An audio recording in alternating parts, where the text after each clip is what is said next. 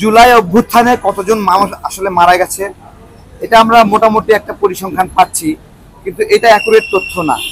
কিন্তু পুলিশ কতজন মারা গেছে এই বিষয়ে কোনো ইনফরমেশন নাই, এবং এটা শেখ হাসিনা ইচ্ছা করেই লুকায় রাখছিল যে কতজন পুলিশ মারা গেল। শুধুমাত্র আমরা আন্দোলনকারী যারা মারা গেছে আমাদের, তাদের যে আমরা কবর জানাজা নিশ্চিত করতে পারি নাই এরকম না, কোনো পুলিশেরই জানাজা নামাজ হয় নাই। দেখছেন কেউ কোথাও যে পুলিশের জানাজা নামাজ হলো? শেখ হাসিনা শুধু নাগরিকদেরকে জানাজা নামাজ এবং কবর বঞ্চিত করে নাই, শেখ হাসিনা পুলিশ বাহিনীকেও জানাজা এবং কবর বঞ্চিত করেছে। তো এটা হলো একটা বিষয়। আমরা এখন দেখছেন যে সেনাবাহিনী নেমে পড়লো। সেনাবাহিনী নামলো কেন? কারণ যে পুলিশ বাহিনীটা আছে আমাদের এখানে, ওইটা কিন্তু ফাংশন করতে পারছে না, বা তারা ওই আত্মবিশ্বাসটা পাচ্ছে না। হ্যাঁ, একটা অপরাধীকে পুলিশ যে ভাষায় কথা বলা দরকার, একটা অপরাধীকে সেই ভাষায় কথা বলতে পারছে না। তার মধ্যে ওই সাহস এবং আত্মবিশ্বাসটা হারায় গেছে। তো অনেক বড় ক্ষতি হয়ে গেছে আমাদের পুলিশ বাহিনীর। আমরা আবার দেখলাম 2 জন পুলিশ সদস্যকে বহিষ্কার করা হয়েছে। তারা পুলিশ সংস্কারের কথা বলেছিল বলে তাদেরকে মামলা দিয়ে আবার আটক করা হয়েছে। হ্যাঁ, সম্ভবত আইসিটি আইন নাকি ডিজিটাল সিকিউরিটি আইনে 2 জন পুলিশ সদস্যকে আটক করা হয়েছে, তারা সংস্কারের জন্য কথা বলেছিল। এগুলো খুবই ভয়ঙ্কর একটা পরিস্থিতি চলছে আমাদের এখানে। নাগরিকদের নিরাপত্তার জন্য দ্রুত পুলিশিং ব্যবস্থাকে ঠিক করতে হবে, এবং সত্যিকার অর্থেই নাগরিক এবং পুলিশ এটা মিলে যেতে হবে।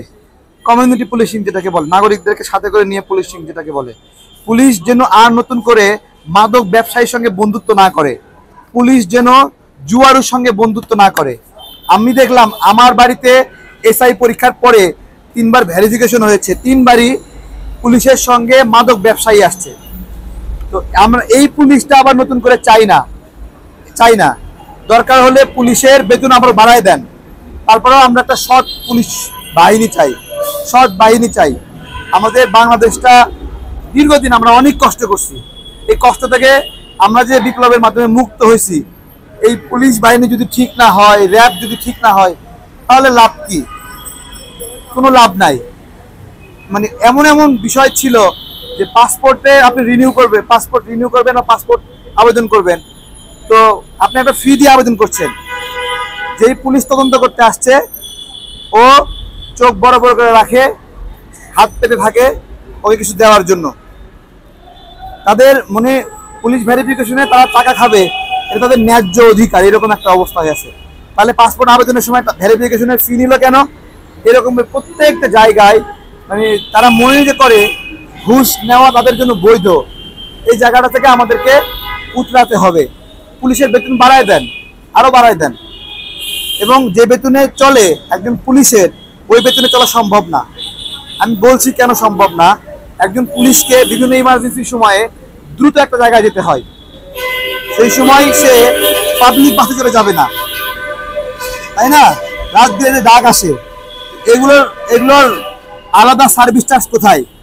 এসব বিবেচনায় আমাদের পুলিশ অফিসারদেরকে যে অসহায় অবস্থা দেখছি, আমাদেরই খারাপ লাগে যে এটা কি হলো, আসলে কি হলো। এর জন্য কিন্তু আমরা দায়ী না। আমরা যখন দেখছি আমাদেরকে মারছে, আমরাও পুলিশকে প্রতিরোধ করেছি। তো এই আমাদের এবং পুলিশের মধ্যে বিবাদটা লাগাই দিচ্ছে শেখ হাসিনা। সে কিন্তু ঠিকই পালায় গেছে, আমাদের ভাইরাও মারা গেছে, পুলিশও দুর্বল হয়ে গেছে।